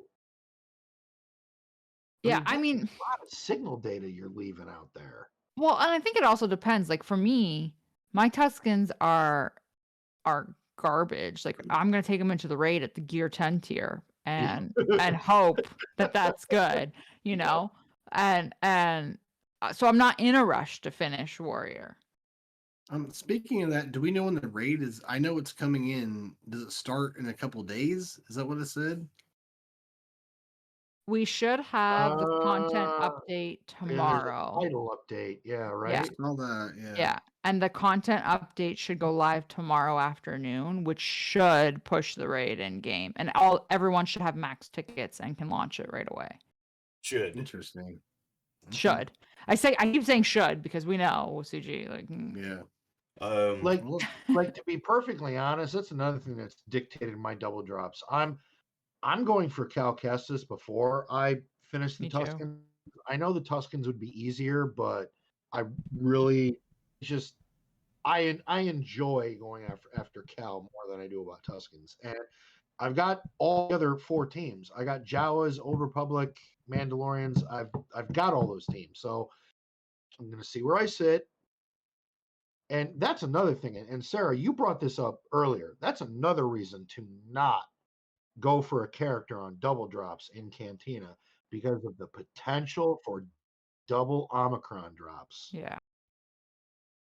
That's why, I mean, that alone, like those 2 reasons alone, whenever there's double drops, I'm not farming Tuscan Warrior at all. It's all Signa data for 4 days with as many it gets to a point where even refreshes you want to stop because it becomes not worth it. But so what's the most Omicrons you can get? 4 or 2? Well, if you get 1, you'll get 2. Yeah. But will it drop 2? Or is 1 the most you can get? 1 is the most you can get, 1 at a time. So if you get 1, you'll get 2. But with how scarce those things are, you want them. Yeah. Yep, that's a great point. I'll be doing that as well. So, Ultimate Crafting Way. I believe this is the first time that he's actually chimed in on the podcast questions and Crafting comments. Way? Yeah, I like Crafting Way. I like that. He's Crafting Way is always in chat. Crafting Way has been in chat almost every single time. He's a great guy. He's one of my friends for a long time. Cool. All Dude. right. What's you got? He said, I did the math wrong and capped a day early, but I'm ready for double drops. Still did all my dailies and farming characters / ships leading up to double drops. Gonna use all of this to mass horde slicing mats. Not bad. Farming Defender and Sith Fighter. Finishing 7-star on Inquisitors. Prepping signal data to be Grand Inquisitor ready. And probably some gear if I start finish my list early. And then threw in a picture for us to show all of the energy caps.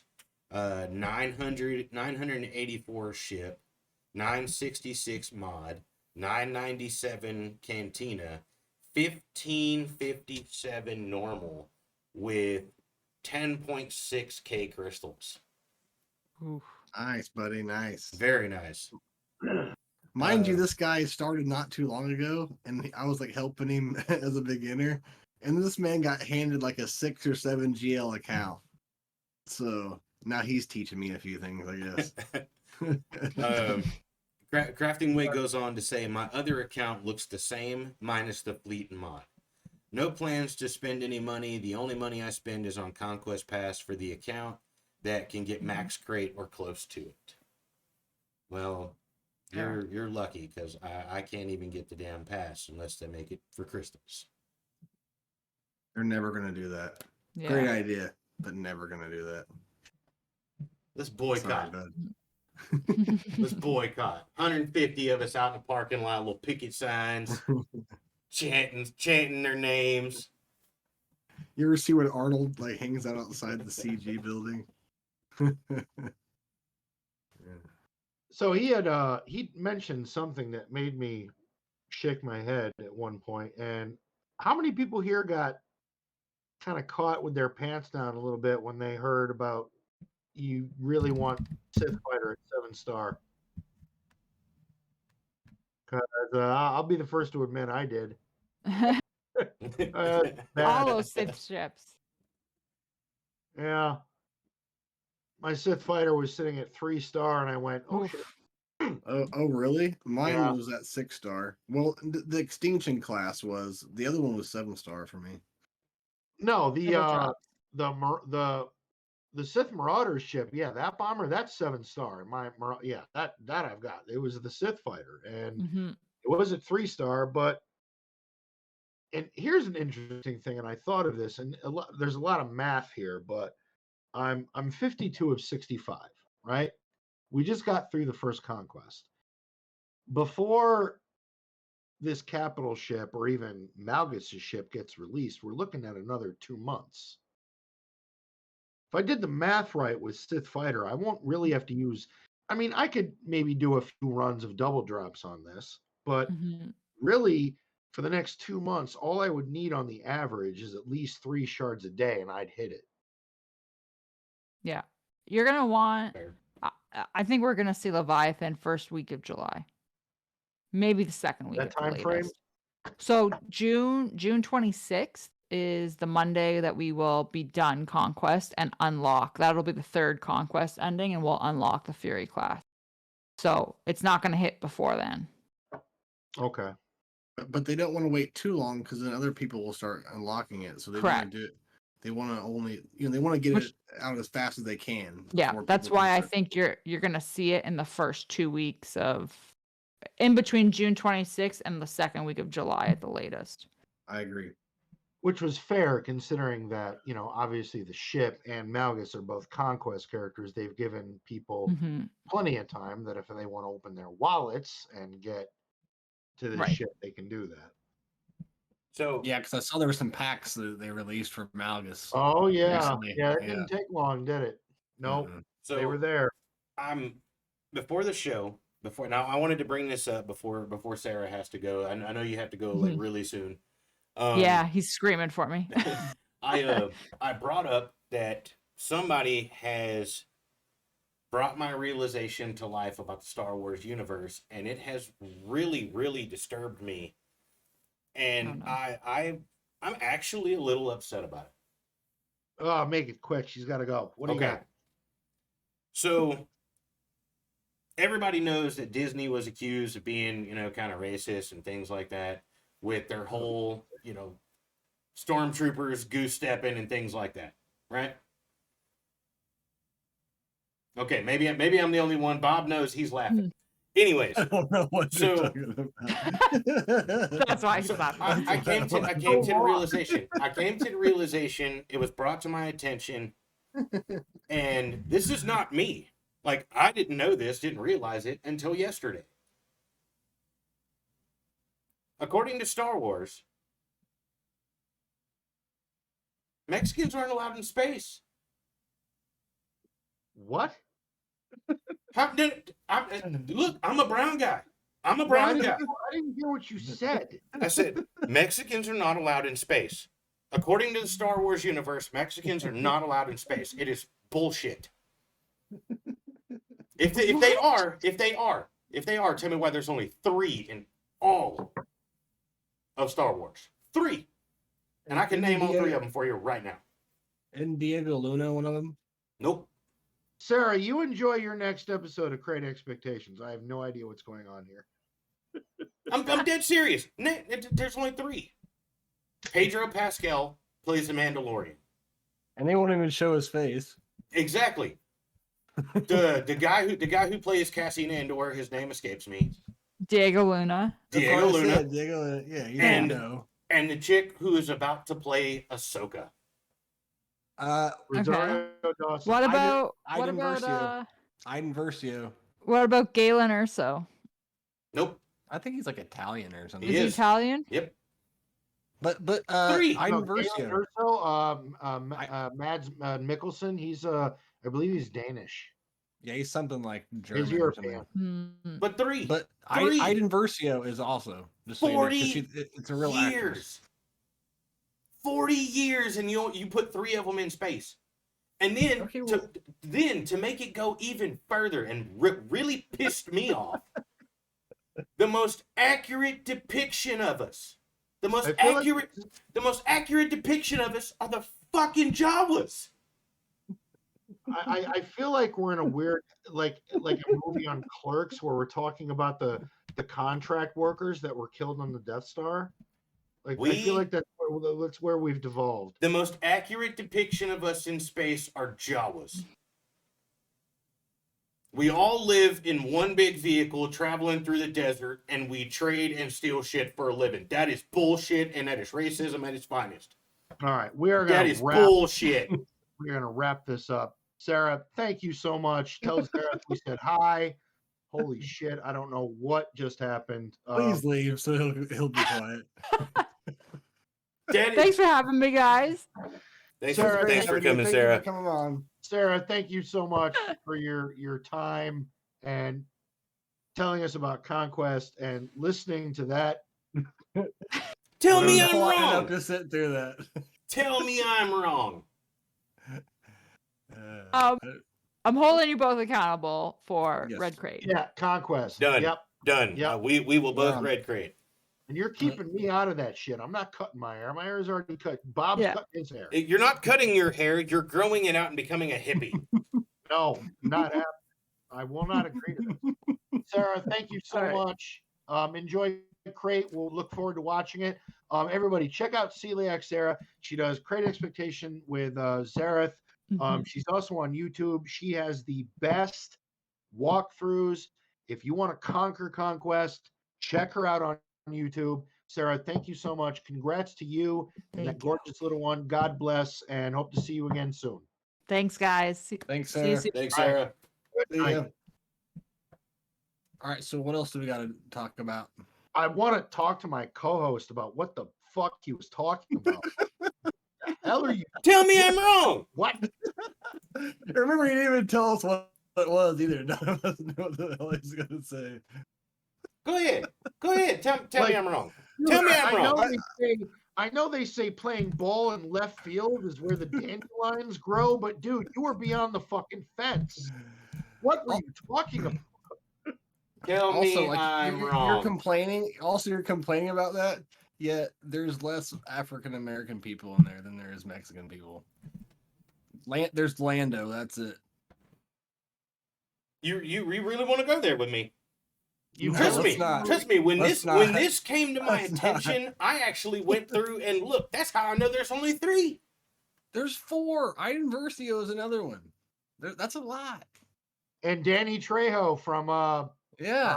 He's the Rancorner. Danny Trejo was in one episode, and tell me he was not doing the same shit that the Jawas do.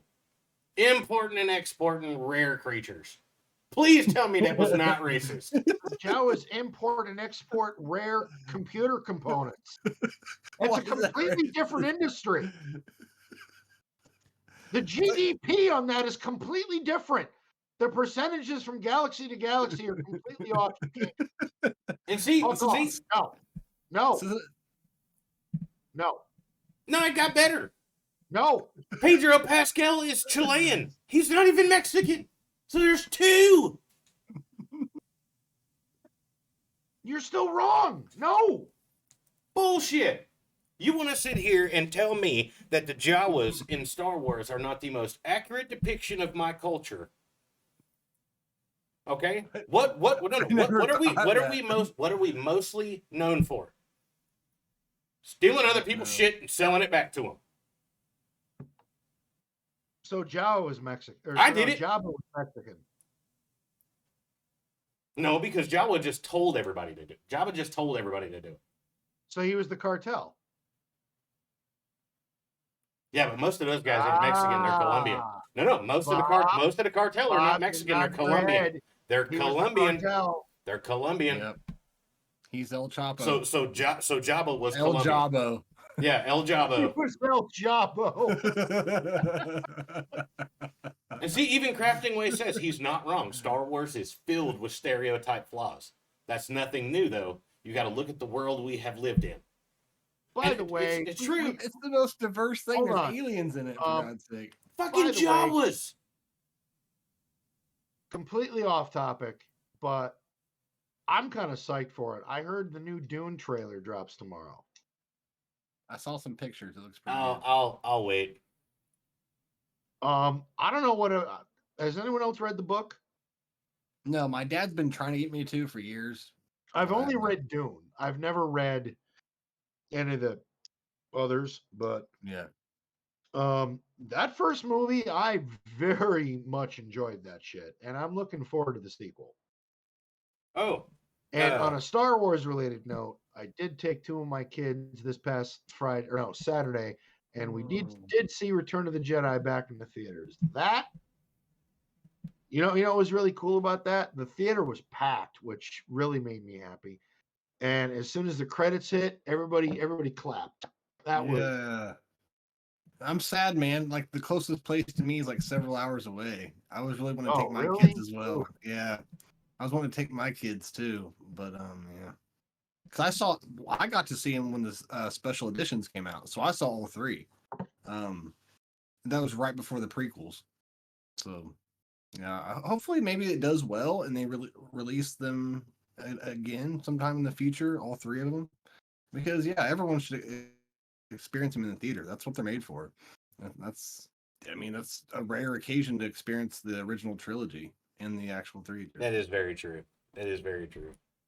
Even me being born after, I was born 3 years after the release of Return of the Jedi, and I got to see the original trilogy in theaters in the late 80s. I will never say no to an opportunity of seeing the Battle of Endor, the space battle on the big screen. That, to me, I know in Revenge of the Sith, that battle over Coruscant a lot of people liked, but I'm sorry, that fighter battle above Endor with that many Star Destroyers and Rebel ships and a Super Star Destroyer, with the Death Star shooting them down. That's about as intense as it fucking gets. Oh yeah, man. Like, and it looks real. Like, I can't believe they pulled that stuff off back then. Like, and there's still nothing compared to it to this day, even afterwards. So yeah, I mean, that's something we could talk about for hours as well. Just how amazing. At least, okay, I think The New Hope is like showing its age a little bit, but Empire Strikes Back looks flawless. It looks like one of the greatest movies I've ever seen cinematography wise. Like, it just looks amazing, and there's not a lot of movies like it. I did want to bring something up. Bones, did you get Jedi Survivor? No, I'm gonna wait till it's on sale, so it'll be Okay, a while before okay. I play it. I know, Logan. I know you did. Yes. Have you started playing it? Yeah, no, I've started playing it. Yep. I'm Okay. not that far. I mean, I'm already past my bedtime as it is for work, but no, I've started it. I got through the first part where you fight the large Inquisitor, and I'm now in the next part after that. So no spoilers. You know how I am. No, I'm spoiler free whenever it comes to the game. My review so far. I streamed release night. You did. I did a 3.5 hour stream of it, and I'm hoping that everybody that did watch enjoyed. Anybody that came in and watched later on, I hope you guys enjoyed. It wasn't a walkthrough, nothing like that. It was just me playing and bullshitting with a whole bunch of different people. Phenomenal. Fucking phenomenal. I am loving this game. They took everything that was wrong with the original, and after the updates, I'll say that, because whenever the original dropped, it was pretty shitty. There was a lot of bugs, a lot of glitches. There are bugs and glitches in this one, but everything everything that was wrong. The blocking and the countering is a little twitchy. Oh, now, get good, scrub. I'm playing it on Grandmaster. I ain't got no issues with the whole parrying. And if you watched, you'll see me parry the shit out of some stuff. Yeah, I feel like the windows are a little smaller than they were in They Dark are. Souls They are. But if you play on Grandmaster, you have to hit that perfect parry window, and it's spicy. Are you gonna stream it anymore? I didn't even know you streamed it yet. Yes. So I streamed it Friday night for about 3.5 hours. I played Saturday. I played Sunday, and I played. No, I didn't play yesterday. I didn't plan on playing today. I had a really, really bad migraine coming on, but I was able to get ahead of it. So I may play a little bit tonight. But yes, I will stream. I will stream more. If you're playing it tonight, you're gonna stream it? I probably won't, because like tomorrow is one of my early days at the new job, and like I already don't sleep enough as it is. Slacking, man. Who needs sleep? You're slacking, Well, brother. you're right, because even though I'm about to go to bed after this, I'm still going to only get about 2.5 hours. Yeah, I gotta be up in the morning as well. Yeah, same here. And so Kane, are you going to be doing any more streaming of that? Yes, but Bones just asked me that. I am. I plan on it. I wanted to get some more gameplay under my belt. I did run into a lot of glitches over the weekend. Not as bad as the PC ones. The PC ones are like crashing the game. I had a crash.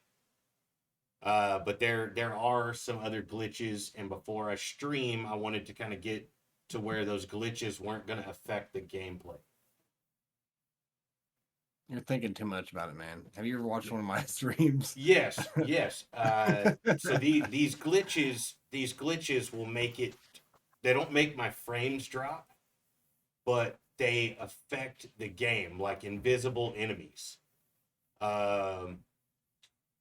walls that you can run through, and then whenever you run through them, you die, or you get hit by an That's enemy. funny. I love seeing stuff I like that. died. I wish that I would have been on stream when it happened. I had a patrol walking up on me, and they seen me, shot their blaster as I was fast traveling, and it fast traveled me. Like, it fast traveled me to another location. I came out of the loading screen, and as soon as I had control of my character, I turned and got one shot in the face by the blaster, and it killed me. That sounds hilarious. So I took the blaster bolt with me. Yes, I did, Nar. I died plenty on stream. That's why it was called Can Kane Survive. Yeah, Nar was there. Nar was laughing and cutting up with us. I think he was there for most of the stream, if not all of it. That's my homie. But we had a blast. We had a blast playing though. So before we go, let's do a quick recap around the room, everybody.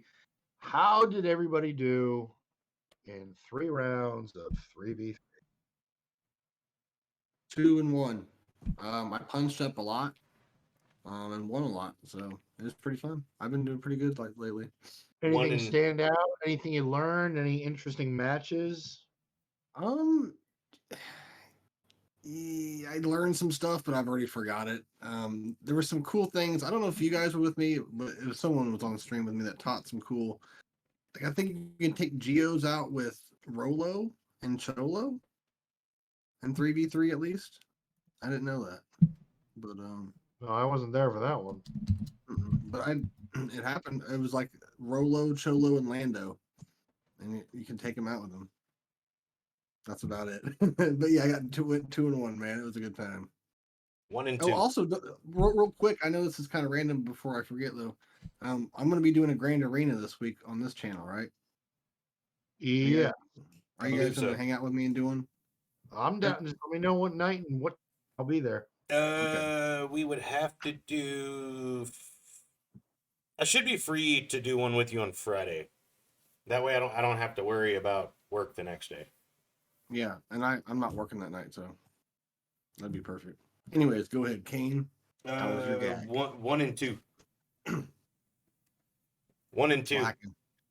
No, you say I'm slacking. 1 and 2, and I got promoted. I saw someone went like 3-0 or 2-1 and got demoted out of like Kyber 1 or something. Kane, what did your opponents look like? Were you any matches that you were just hopelessly outnumbered? Like anything striking happened? Yeah, the last one that I told you guys I didn't want to stream because I was gonna lose, I won. That's the one I won. No, and you didn't want to stream it, did you? No. Yeah, I mean, I'm glad I didn't because it was kind of pathetic. He hit a wall on me, I hit a wall on him. I beat him. It was 425 to 423. We both wiped one square off the board and then took one team. One unique thing that did happen to me was I tied with somebody. He was 2 million GP more than me. I tied with him and he bastard. Yeah, I seen that. You posted the picture. Like, man, it's bullshit. Yep. What do you do? If I would have kept one ship back that I didn't use, one ship, or just the smallest of errors, I would have won. But there needs to be some kind of new. I'm not saying that the lowest GP has to win that, but there's got to be a different deciding factor. That's just irritating. They either need to call it a loss for both of you. Give us both the winning amount. Exactly. Or yeah.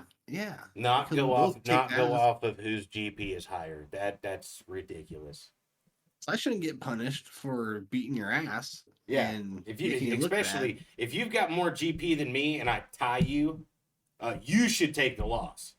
You had me from Jump Street. It's not my fucking problem that I'm better. I actually agree with that. I would actually agree with that. If the lower GP on a tie should win, I'd agree with that. I'm cool with that.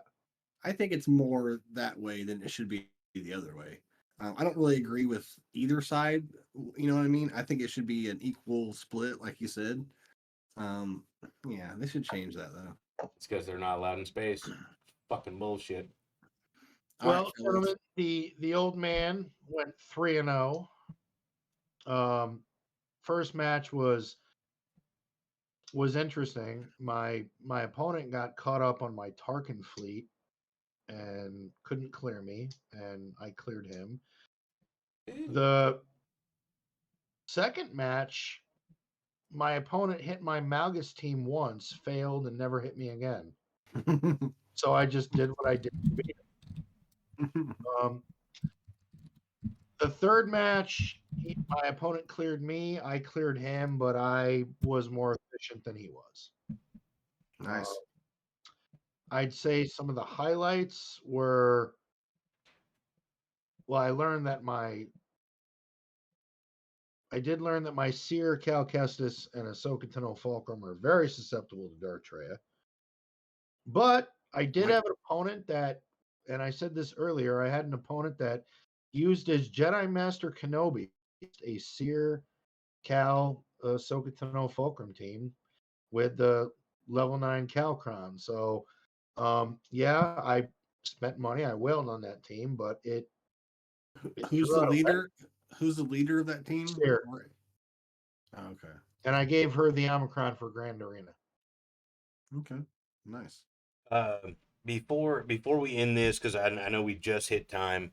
Nar actually had a really good video or Discord request. What teams do players need to progress from easy to normal to hard in Conquest? Also, teams to build to beat each proving ground. Not just the characters, but what relic each character needs. That's a very good thing, and I think we can. No, I think we can actually accommodate that and do a conquest. Add that to our conquest on Discord, and we can open up a new chat for proving grounds. I was gonna say I can go to bed and never comment on that again because I can't do proving ground and I can't do any of it. Well, he hits Red Cray every time. The only one I can really help you with is TIE Interceptor Darth Treya, but mine's R5. So is my Nihilus. So if you don't have that, I think it's damn near impossible. I know some we people can are set doing up a proving grounds section in the Discord. Absolutely, we can do that. Yeah, man. And if I'm very quiet in that channel, it's not because I don't give a shit. It's because I can't do it, and I don't know. Yeah, it's stupid they don't allow people to at least just play it for fun, just to get to try it because it's like when it first came out, it's like you can't even do it for the shards, just for a little extra currency. 20 shards isn't that much. Yeah. Like I feel like if you've gotten the conquest character, that should be like a little bonus for your achievement, Yeah. But okay, no. I'm still farming all of them, but the Razor Crest. So I mean, I could actually throw down a couple videos of that and put in the Proving Grounds channel. I'm down for that. Hell yeah, dude! Good cut, Nar. I like that, bud. To be continued. All right, is it that time? It is that time, old man. All right. Love you, fellas. Once again, I want to thank Celiac Sarah for coming on. Big Bob, closing thoughts? Anything? No. Always good to see you guys. Always look forward to this every day. Love y'all. Like I said, look forward to me being on here. Hopefully us three can do it, and I'll be doing some Grand Arena here this week. Come find me over my channel, Bones88. We're usually showing you what not to do over there. There it is. There it is. All right, Kane, closing thoughts and lead us out.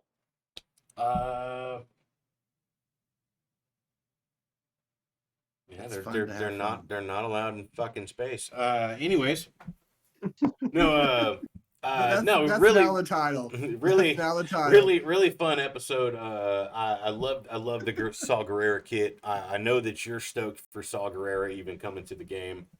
Oh yeah. Hey, real quick, did I tell you guys I R5'd my base? Yes, 3 times. Okay, just want to make sure. He said Go ahead. yes 3 times. Hey, don't be a dick. We got that. No, as usual, the Immortal One's closing spiel. If you're not already, make sure that you do subscribe to the Twitch channel. Find us on YouTube.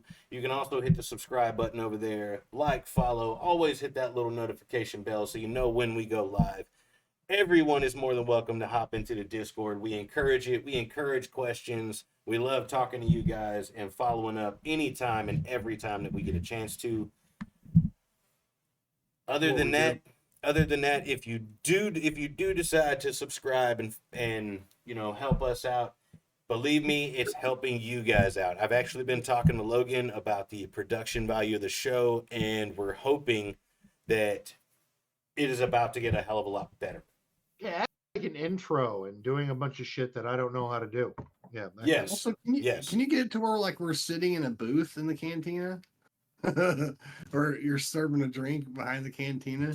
Kind of like how Ned and Paul. Can I be the closest to the beer tap? Yeah, like I don't somehow you can do that because Ned and Paul made it look like they were in the cockpit, so you can make it look like we're behind the cantina or something. Bob, you're in that drinks. corner booth, the one right above me in the thing. You see where this chick's standing? That booth back there in the corner with the really low light. That's your booth. That's your booth, Bob. See this jackass over here to the right with no muscles with the sleeveless shirt? I want to be just in front of him with like a good scotch in my hand, sitting like right there.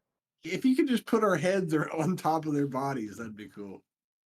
Yeah, well, don't put me on top of that jackass. Just sit there like this the whole time. No, definitely put me. In fact, put me behind the bar. That's easier access. That's what I'm saying. All you gotta do is set where we cut off. If I'm behind the bar, it means I don't have to ask for permission. Yeah. Anyways, but once again, make sure that you guys subscribe to the channel, follow us, hit us up on all podcast formats, follow us on those as well. That way you get the notifications. We go live every week, 8 p.m. to 10 p.m. Central, 9 p.m. to 11 p.m. Eastern. Once again, this is the Immortal One with the Old Man Logan, and as always, Bones88, coming to you live from the Old Man's Cantina. This is us signing off. Good luck. Come back. Peace. Stay off my goddamn lawn. They took our jobs. They took our jobs.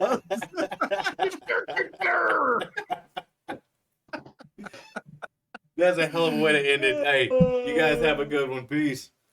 Love you, buddy. Love you guys. Peace.